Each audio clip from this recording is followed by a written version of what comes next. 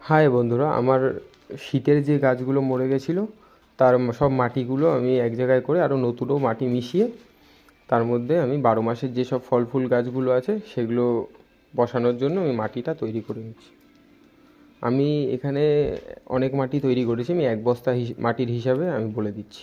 এক বস্তা মাটি অনুযায়ী তোমরা এক বস্তা মাটি, এক বস্তা গোবর সার, আর 50 গ্রাম মতন চুন, সাদা চুন, 250 গ্রাম মতন সুপার ফসফেট, ম্যাগনেসিয়াম সালফেট 150 গ্রাম মতন, আর হচ্ছে তোমার তার সাথে যদি কোনো তোমাদের কাছে ফিউরোডন বা এরকম জাতীয় কিছু থাকে মাটিতে দেওয়ার, তাহলে এগুলো তোমরা দিয়ে দিতে পারো।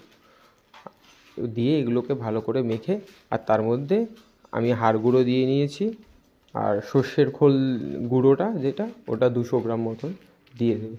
দিয়ে আমি সব একসাথে ভালো করে মেখে নেব।